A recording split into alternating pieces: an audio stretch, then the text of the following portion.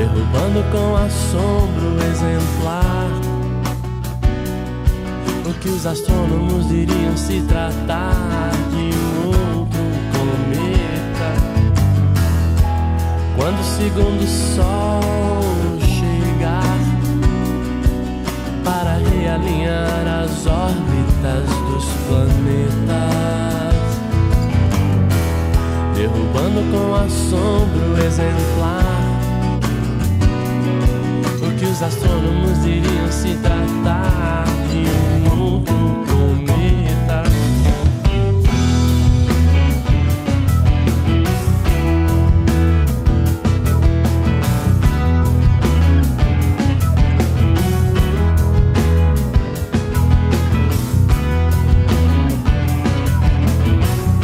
Não digo que não me surpreendi. Antes que eu visse você disse, eu não pude acreditar. Mas você pode ter certeza de que seu telefone irá tocar em sua nova casa que abriga agora a trilha incluída nessa minha conversão. Eu só queria te contar que eu fui lá fora e vi 2 sóis num dia e a vida que ardia sem explicação. Quando o segundo sol chegar para realinhar as órbitas dos planetas, derrubando com assombro exemplar o que os astrônomos diriam se tratar de um outro cometa. Não digo que não me surpreendi. Antes que eu visse você disse, eu não pude acreditar. Mas você pode ter certeza de que seu telefone irá tocar em sua nova casa que abriga agora a trilha incluída nessa minha conversão. Eu só queria te contar que eu fui lá fora e vi 2 sóis no dia e a vida que ardia sem explicação. E que seu telefone irá tocar em sua nova casa que abriga agora a trilha incluída nessa minha conversão. Eu só queria te contar que eu fui lá fora e vi 2 sóis num dia e a vida que ardia sem explicação. Explicação não tem explicação. Explicação não tem explicação. Explicação não tem, sem explicação.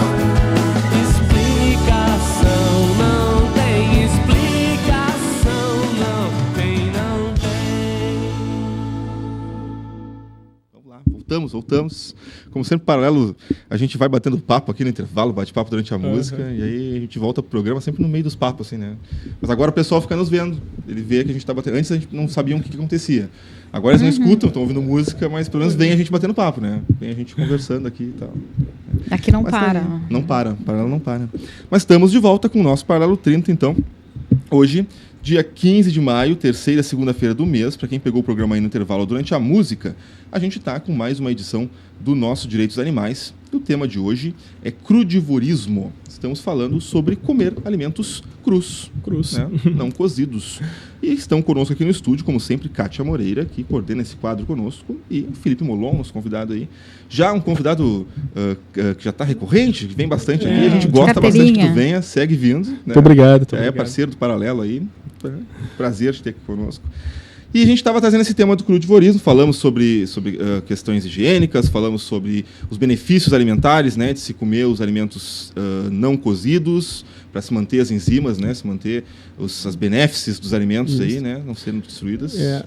Tu ia trazer E eu queria fazer uma reflexão que a Kátia havia comentado um pouco sobre o período em que ela se tornou crudívora, e eu queria trazer à tona a questão dos hábitos alimentares, né?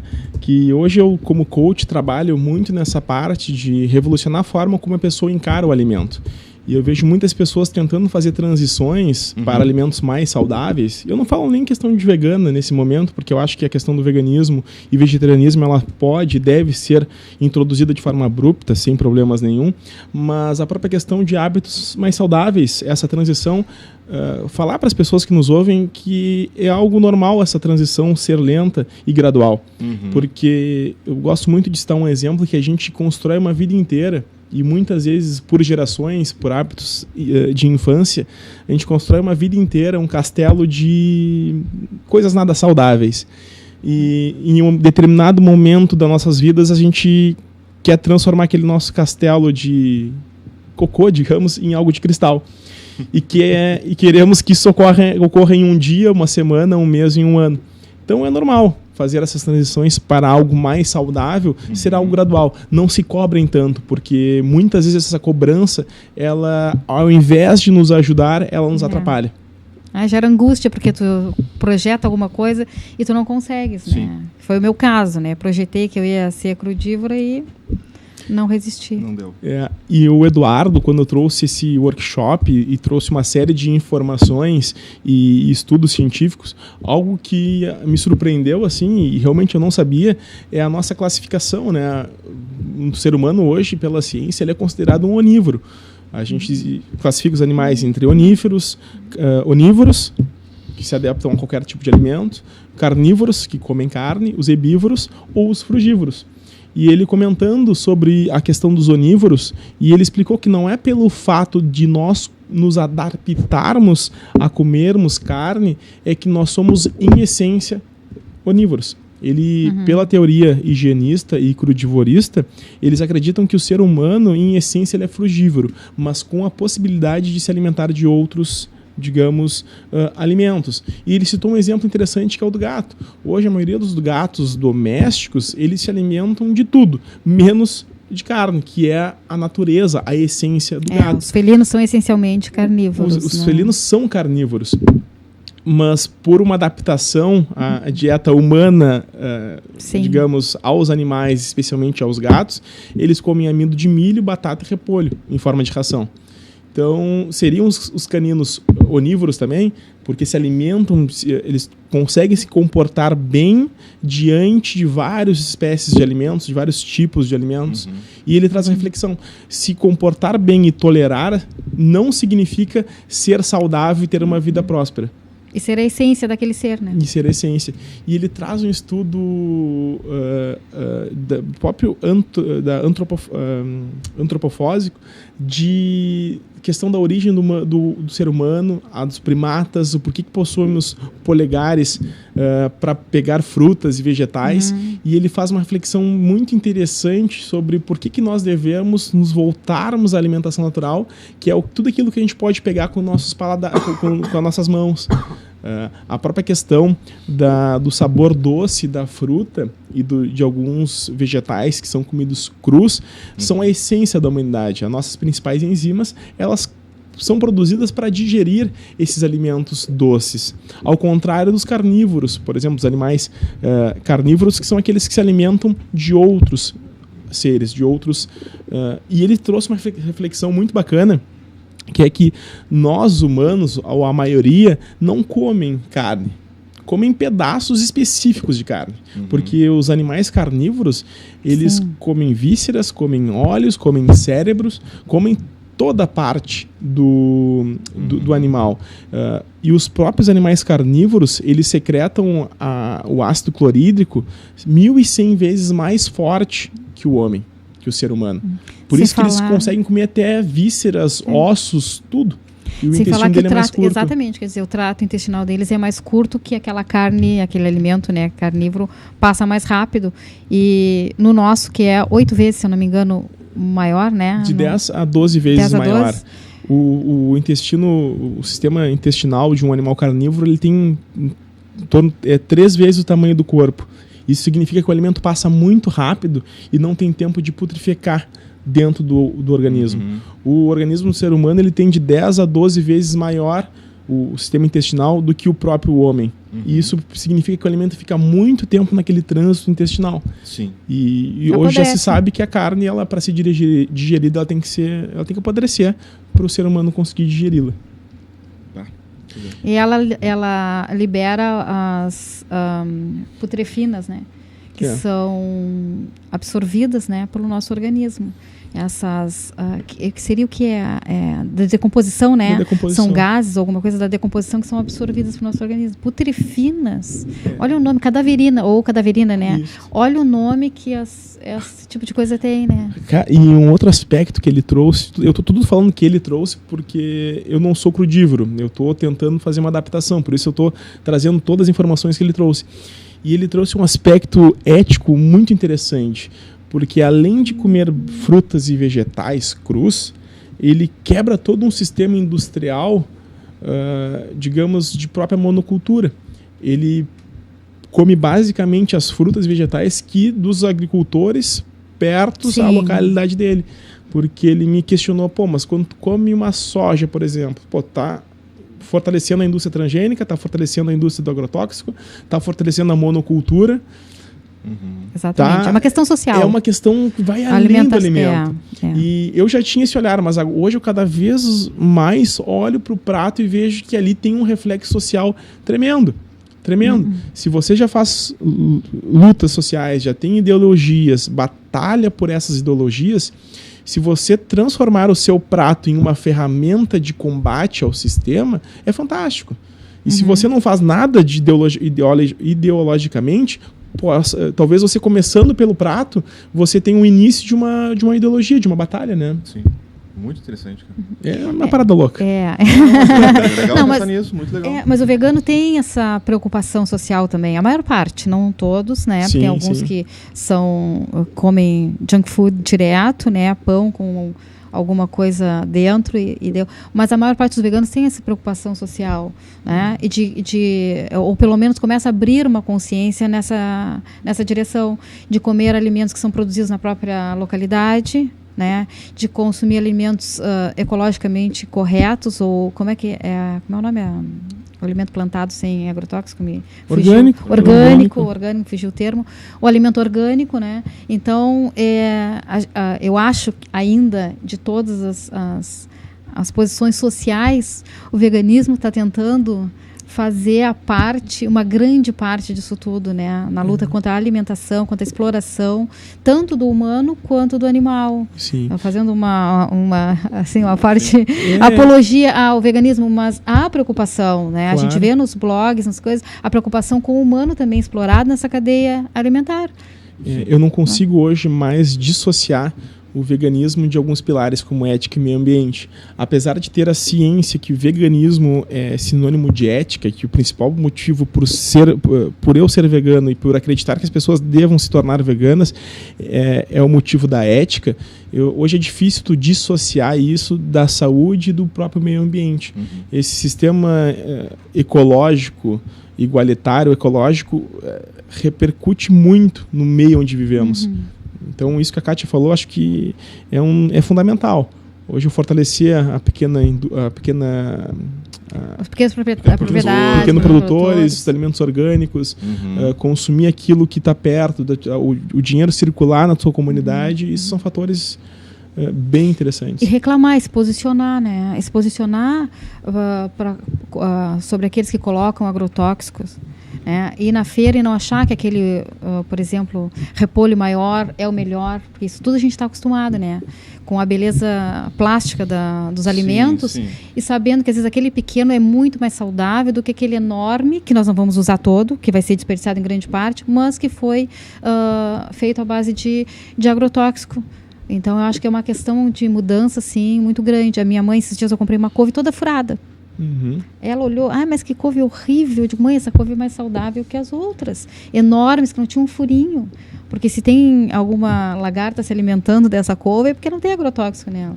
Né? Então é uma questão de hábito, né? De mudança, porque a gente foi acostumado. O Felipe já falou isso reiteradas vezes. Nós nos acostumamos a certas coisas e não questionamos. Sim, são hábitos. E aí o vegano vem e começa a questionar várias coisas e trazer algumas informações que eu espero que permaneçam. Toda quebra de paradigma ela é dificultosa, né? Muito. Em qualquer aspecto, né? É uma questão de tu tentar vencer isso, né? E eu gosto de fazer também a gente chama isso na PNL de verificação ecológica, né?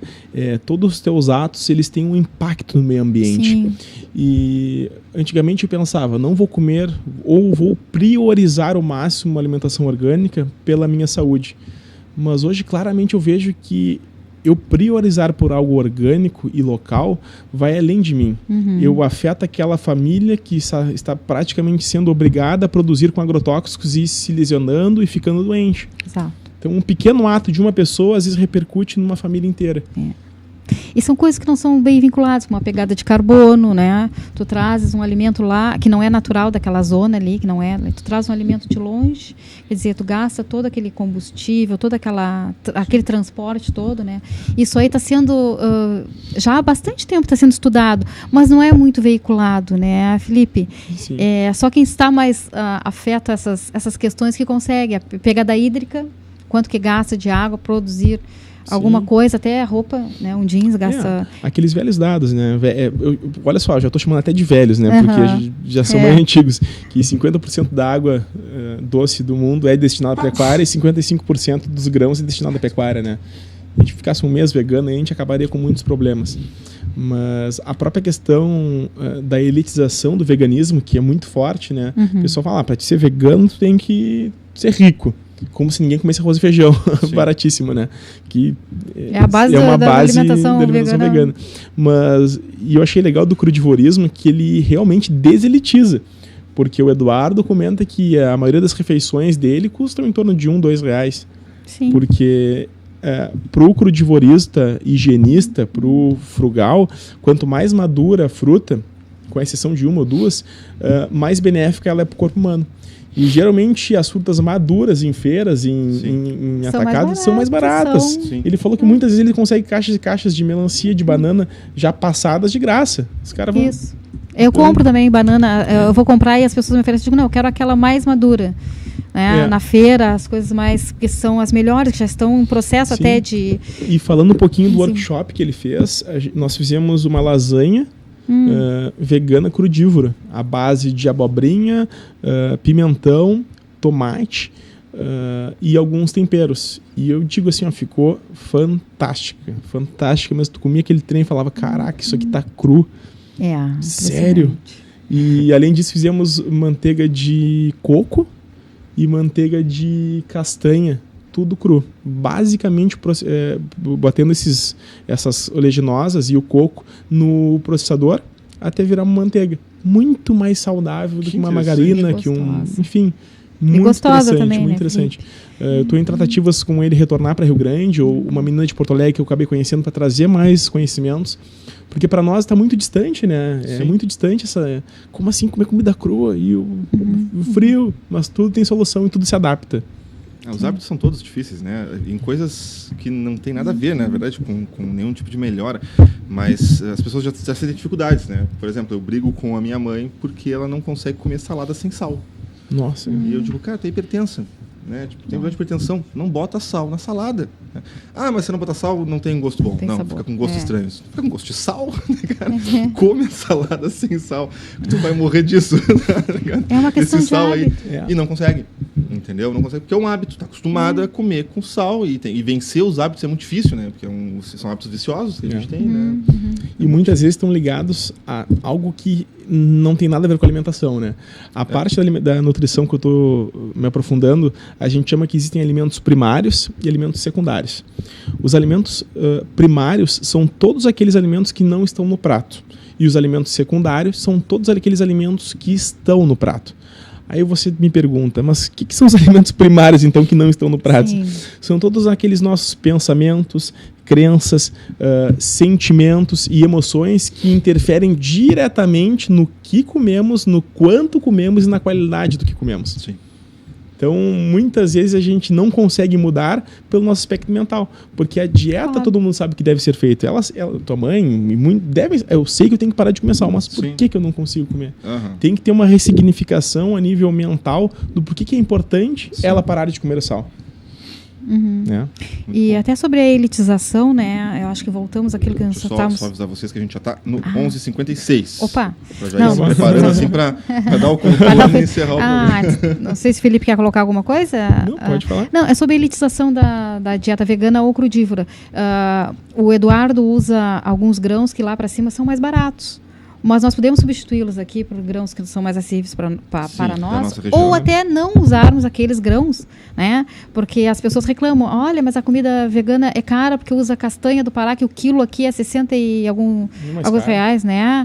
Então eu digo, não, mas não é necessário que tu use castanhas do Pará na tua alimentação, tanto crudívora quanto a vegana, né? A minha experiência com crudivorismo foi uma sopa tailandesa, com várias abacate, alho, algumas coisas cruas misturadas, coentro, que ficou maravilhoso, foi um sucesso com o pessoal que não era crudívoro e não tinha nada de diferente do que a gente pode acessar aqui. Sim. Só um parênteses, nessa palestra que eu dei sábado no Getúlio Vargas, a gente fez junto às merendeiras, várias pastinhas vegetais para comerem com um pãozinho torrado. E uma das pastas que a gente fez foi pesto. E uma das merendeiras falou, cara, eu nunca fiz o pesto porque eu achei que tinha que fazer com nozes, e nozes é muito caro.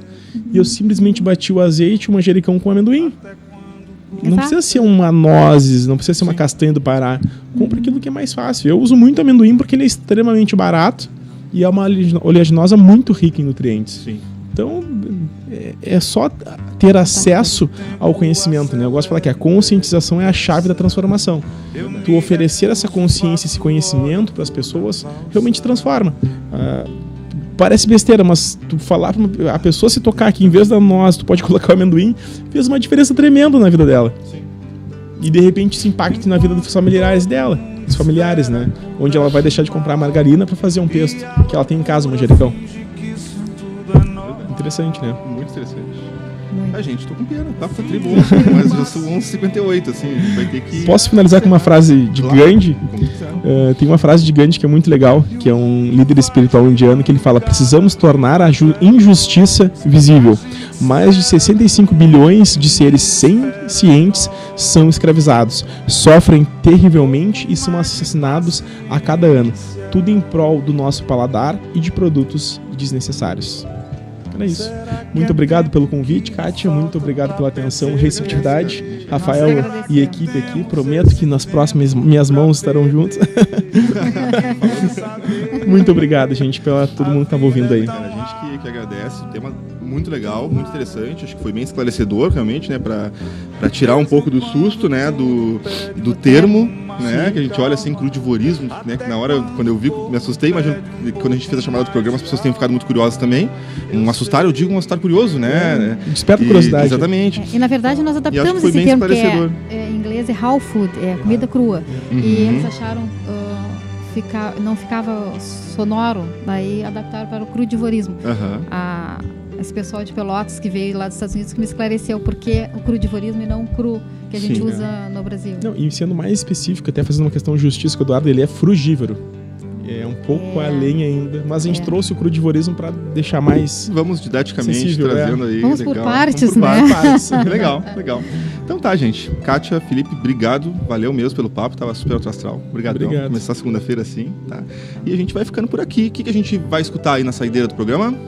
Ou estamos escutando? A gente tá escutando. Estamos escutando.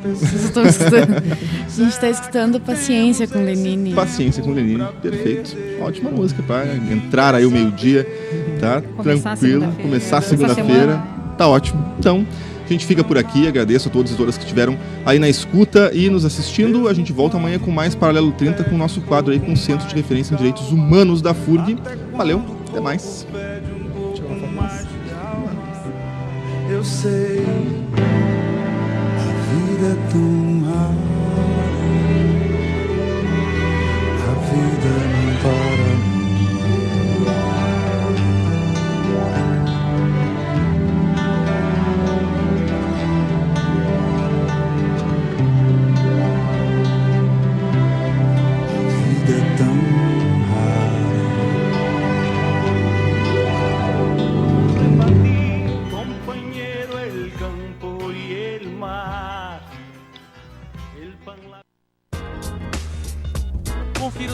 no micro-ônibus da FURG.